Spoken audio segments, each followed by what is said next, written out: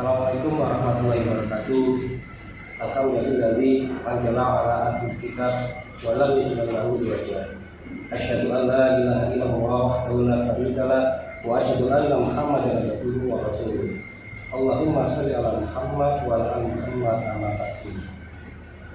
Segala puja dan syukur kepada Allah SWT yang telah melimpahkan rahmat serta hidayahnya kepada kita semua sehingga kita bisa hadir dalam kegiatan Baitul Aqab saat ini. Salam dan salam tetap dicurahkan kepada junjungan kita Nabi besar Muhammad SAW, karena beliau merupakan suri teladan kita dari segala hal, dan juga beliau merupakan putra padang pasir yang merubah peradaban dari keadaan jahiliyah menuju terakhir yaitu agama Islam. Anak-anak kelas 10 di bulan Ramadan ini untuk kegiatan Baitul Aqab, saya akan membacakan biografi pemateri, yaitu Ustadz Muttaqin SPD yang bertempat tinggal di Desa Kementerian Pulangan dengan riwayat pendidikan Ponpes atau Pondok Pesantren Gontor, kemudian Sekolah Tinggi Ilmu Bahasa di Surabaya, dan juga perlu diketahui beliau merupakan alumni guru bahasa Inggris di SMA Muhammadiyah 3 Tulangan. Assalamualaikum warahmatullahi wabarakatuh. Waalaikumsalam warahmatullahi wabarakatuh. Bagaimana kabarnya Rizal? Baik, alhamdulillah. Di bulan Ramadan ini untuk kajian-kajian Baitul Aqab untuk anak kelas 10, tema apa saja yang akan diusung saat ini? Saya ke bagian akhlak menurut Rasulullah SAW, sama istilah makarim akhlak, bahwa Rasul itu diutus untuk menyempurnakan akhlak. Karena itu sangat penting dalam materi Baitul Aqab ditanamkan akhlak, atau kalau bahasa Indonesianya itu Sangat luar biasa. Tema yang kita usung ketika masa ini bisa disebut juga dengan karakter satu ya. karakter building Ya, luar biasa. Di saat ini tidak hanya dibutuhkan kepandaian, tapi juga bukan karakter yang luar biasa bagi anak-anak, ya, terutama bagi peserta didik di SMA Muhammadiyah ini, khususnya kelas 10. Saat ini karena memberikan karakter sangat luar biasa, sangat penting ya. Dan juga atau akhlak ini juga sangat dibutuhkan sekali. Bagaimana cara untuk menjaga akhlak terhadap diri kita sendiri atau terhadap orang lain? Menurut Islam itu Rasulullah SAW itu pagi-pagi atau dini hari itu sudah mengingatkan orang tua, adiku auladakum, didiklah anakmu itu sejak kecil. Kalau sudah umur kira-kira umur 7-8 dia nggak sholat, itu disuruh wajribu, pukullah. Nah, pukullah di sini dalam artian mendidik, bukan penganiayaan, tetapi suatu korelasinya dengan pendidikan atau dengan hukuman-hukuman yang anak itu namanya anak itu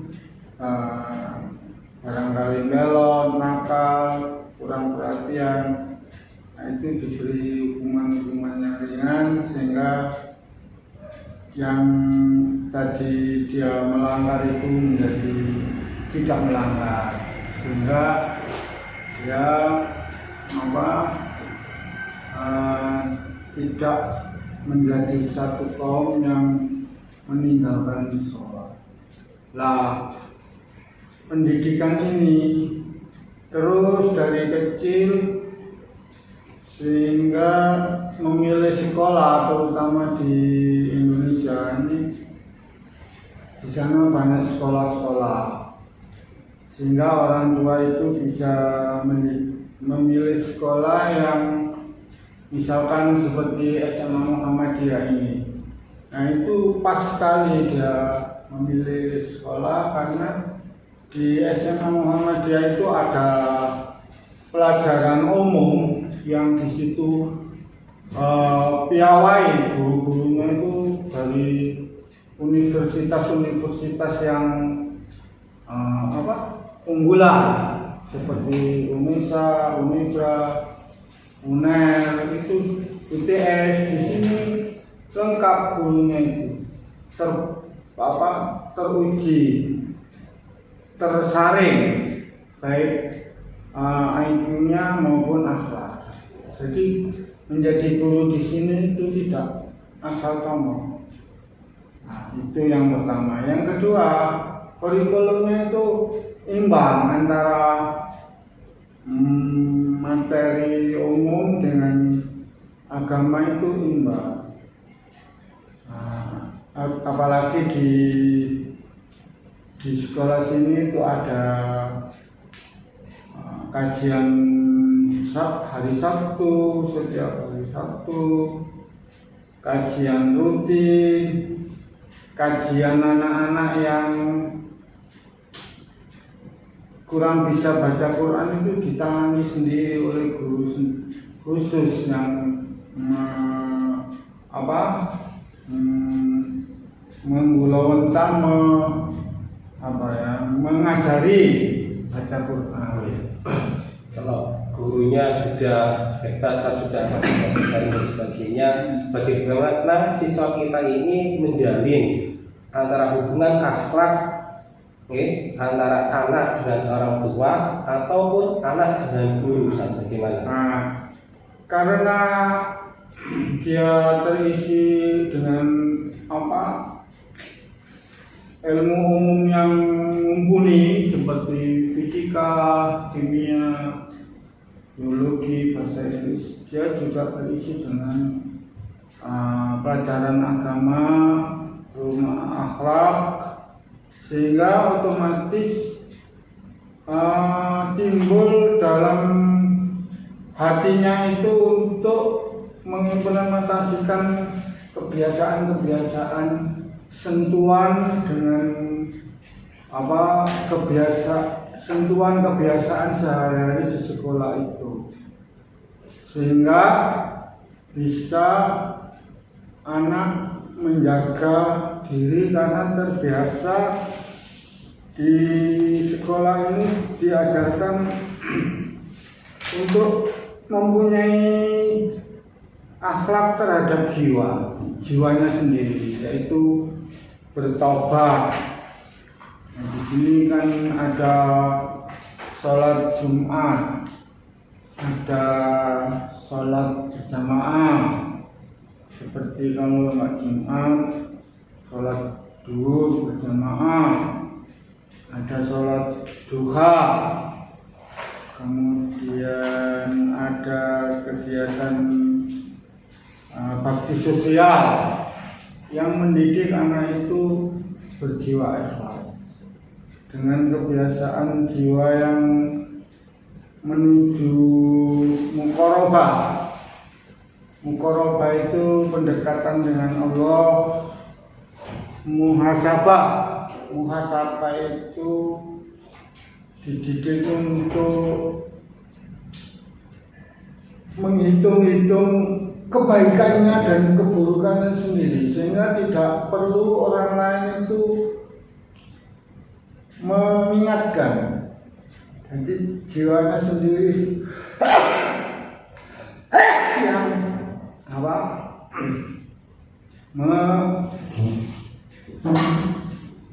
mengawasi dirinya sendiri. Permisi. Jadi anak-anak, pada kesempatan ini kalau kita berjiwa ya ada kita bertaubat, ada berubah sabar, dan itu perlu saya dijelaskan tadi oleh Bapak Ustadz Mustaqim tadi ya, seperti itu. Jadi dia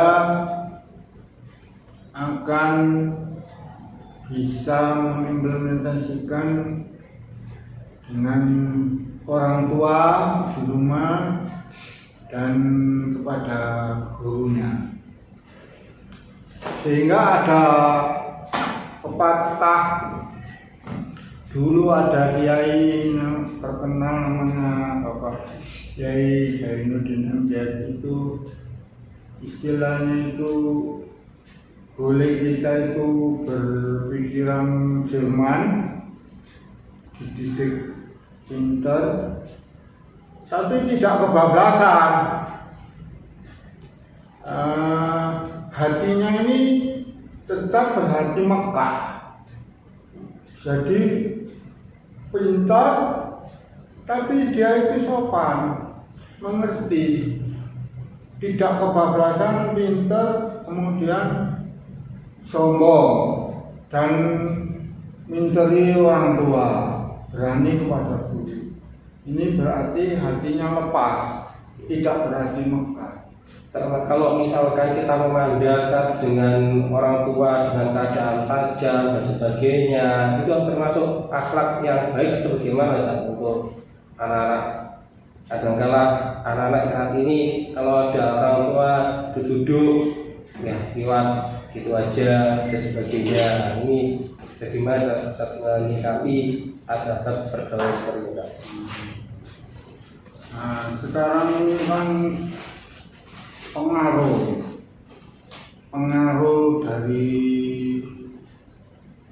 apa Pak namanya media, dari medsos,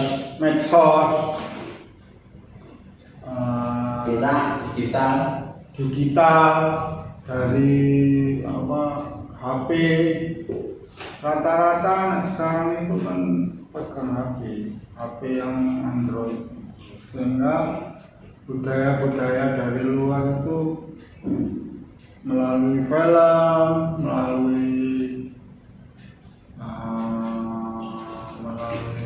apa ya, YouTube, dari segi pakaian, budaya, kemudian dari apa namanya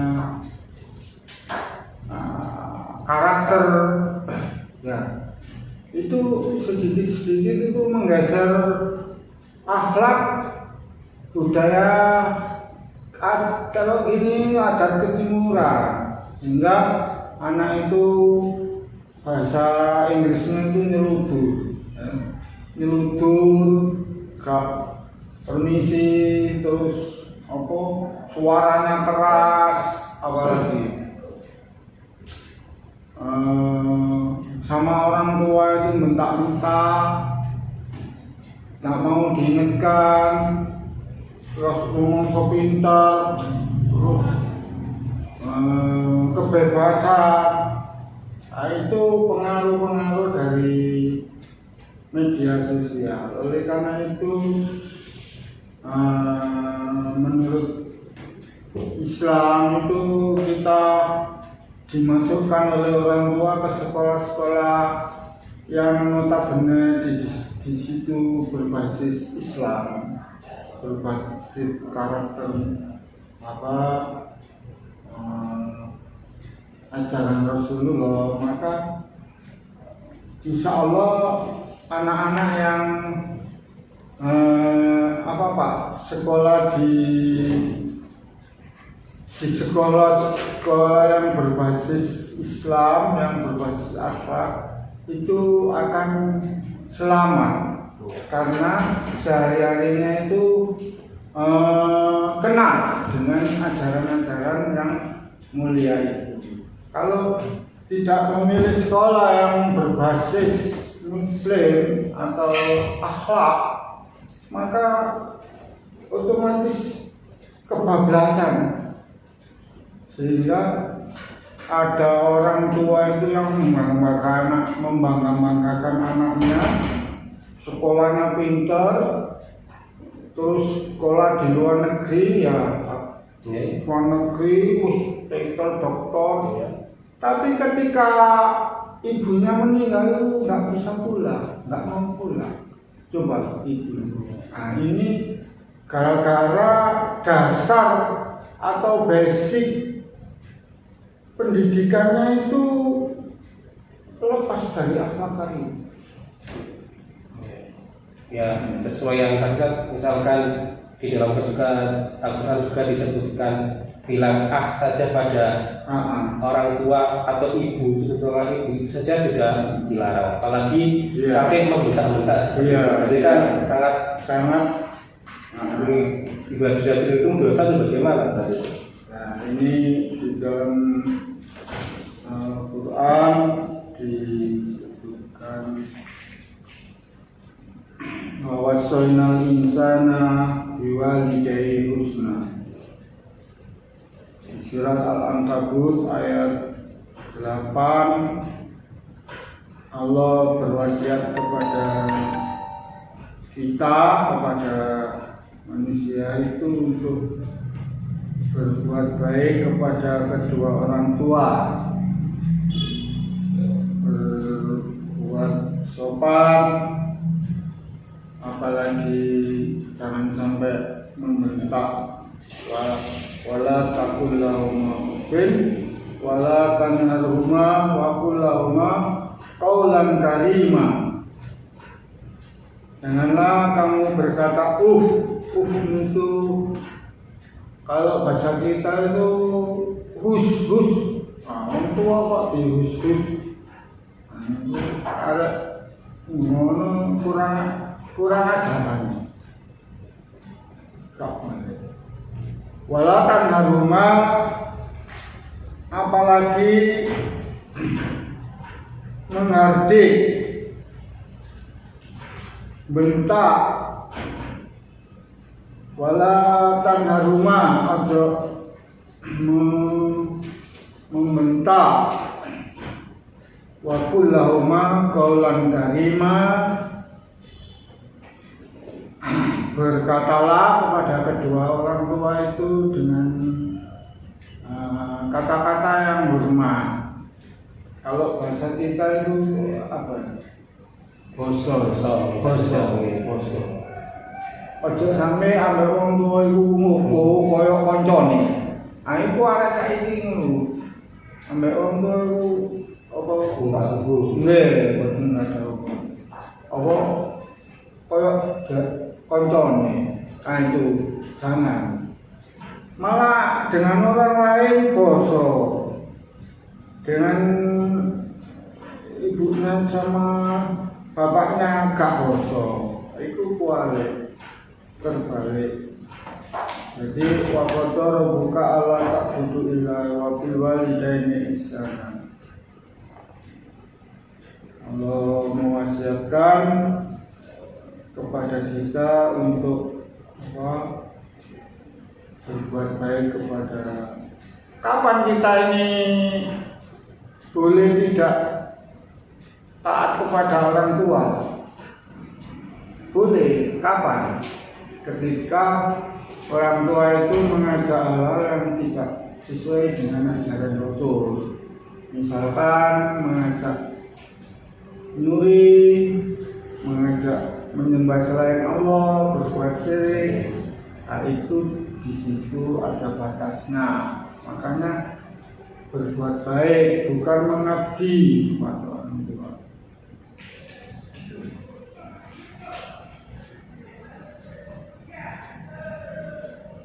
Jadi itu juga ada misalnya boleh tidak berbakti kepada orang tua jikalau orang tua itu mengajak yang kurang baik, terutama syirik kepada Allah. Ya. Saat ini juga perlu kita pikir saat ibaratnya sekarang yang disampaikan saat teknologi sudah semakin canggih, ya. Kemudian dan juga perkembangannya juga sangat luar biasa. Nah, bagaimana kita tetap menjaga silaturahmi ini dengan kedua orang tua, dengan bapak, ibu, guru, atau sama saudara, supaya kita juga menerapkan silaturahmi dan juga bisa menerapkan perbuatan akhlak kita yang baik itu bagaimana? Jadi di Al-Quran Allah menjelaskan di surah Luqman ayat 15, wa in jahadaka la an tusyrika bi ma laysa laka bi ilmin fala tuti'huma wa sahibhuma fid dunya ma'rufa. Jika kedua orang tua itu mengajakmu untuk berbuat syirik, maka jangan kamu nutik rumah, jangan kamu taati. Berarti kita boleh membantah, boleh menolak, tidak membantah, menolak ajakan itu. Kewajiban kita itu hanya mempergauli dengan baik. Tapi manakala itu bersentuhan dengan akidah, seperti Nabi Ibrahim itu diusir oleh bapaknya Azar dari rumah, dia pilih keluar dari rumah untuk menjaga akidah ini. Berarti menghormat orang tua itu ada batas-batas. Apalagi di zaman sekarang ini tidak sampai batas syirik. Orang tua itu mengajak hal-hal yang baik. Orang tua itu menyekolahkan anak-anak itu supaya jadi anak yang baik. Tapi jebule hasil akhirnya itu malah anak-anak itu enggak, orang tuanya itu baik malah dibalas dengan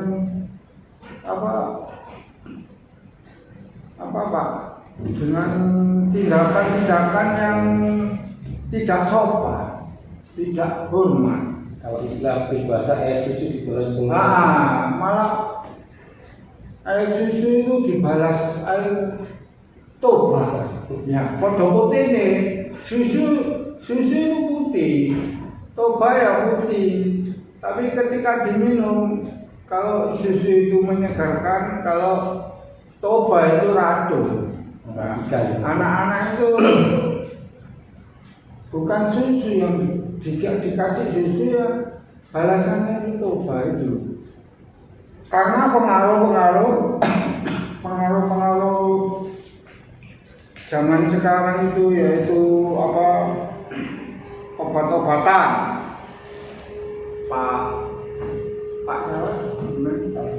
Pak Lukman, ya, obat-obatan.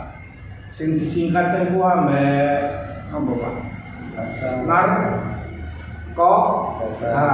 Obat-obat itu mempengaruhi saraf yang normal, pikiran yang normal, sehingga anak-anak itu berani kepada orang tua. Terus pengaruh HP, pengaruh nafsu birahi. Di HP itu anak-anak pintar buka porno, itu kalah kita, kalah. Nah, pengaruh itu ditelan, sehingga nilai-nilai norma-norma budaya ketimuran atau kesopanan, apalagi Islam, ajaran akhlak itu tergilas. Oleh karena itu menurut saya itu kita ini hidup serba asing, tapi jadilah seperti ikan. Ikan itu walau hidup di serba asing, ya Pak, kan di laut itu ikan jutaan macam macam ikan itu kalau ditangkap ikan itu tetap tawar, enak, enggak asing. Oleh karena itu kita sebagai siswa, anak-anak siswa Baitul Aqam hendaklah meniru filsafat ikan. Kalau itu serba asing, artinya serba banyak pengaruh, itu tetap tawar, tetap punya kekebalan mental, punya kekebalan apa Pak? Kekebalan apa Pak? Jati diri. Nggak gampang terpengaruh, terombang-ambing dengan pengaruh-pengaruh yang memang itu disetting oleh orang Yahudi supaya merusak akhlak anak-anak orang Islam itu. Kalau disuruh kafir langsung nggak mau, tapi kalau budayanya sedikit-sedikit dihancurkan itu mau. Nah, mereka paham, malah karena itu bahasa Inggrisnya itu floating mass, mendangkalkan akidah itu tidak dengan cara frontal, tapi dengan cara smooth. Smooth itu bahasa Inggris artinya dengan cara yang halus, ya melalui budaya-budaya itu dari media sosial, digital, kemudian obat-obat terlarang. Kalau kita melihat di YouTube itu sekarang itu ada, jangankan anak-anak, Kapolsek dengan anak buahnya itu 11 orang terjadi di Jawa Barat Pak. Gimana itu Pak? Apa ya? Pokoknya di Polseknya itu perempuan ya. Namanya itu Ibu Yuni dari Porong. Angkatnya itu sudah kapten. Nah, itu satu lembaga itu terkena pesta sabu. Ada yang masyarakat yang lapor sehingga Propam Polda Jawa Barat itu turun menggerebek itu, kena ada barang bukti.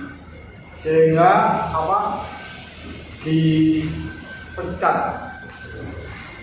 itu dasarnya pengaruh obat-obat. Jangankan yang anak-anak, yang penegak hukum itu tidak satu dua terjadi lagi kasus di Sumatera. Kalau kita membuka itu, maka pertanyaan itu sangat penting, sangat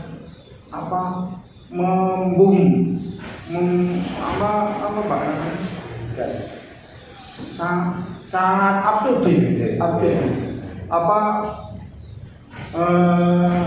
Pertanyaan yang terjadi di masyarakat masa ini. Apa tadi pertanyaannya? Jadi bagaimana cara kita dengan di era saat ini tentang teknologi, menjalin silaturahmi dengan teknologi itu gimana? Kita terima kasih atas waktunya. Anak-anak semuanya di bulan Ramadan ini, bagaimana disampaikan oleh Ustaz tadi? Saya tutup dengan firman Allah bahwa Allah itu berwanti-wanti kepada kita itu untuk menjaga akal, sehingga Allah berfirman, ya bunayya innaha in takun misqala habatin min khardalin.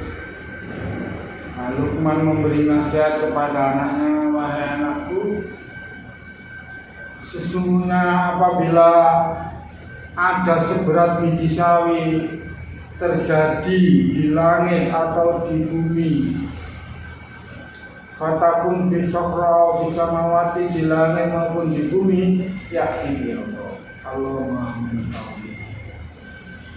Inna Allaha latiful khabir, sesungguhnya Allah akan memberitakan amal perbuatan kita di dunia ini dengan balasan.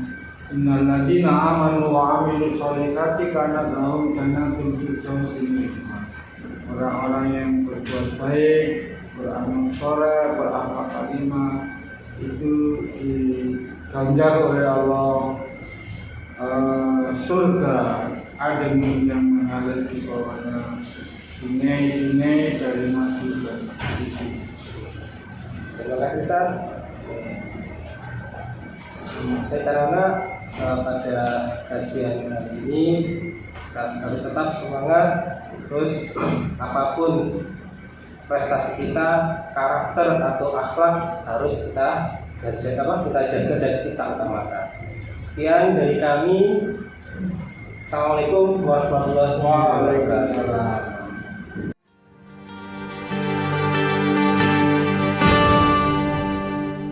Sang surya telah bersinar, syahadat dua melingkar, warna yang hijau berseri membuatku rela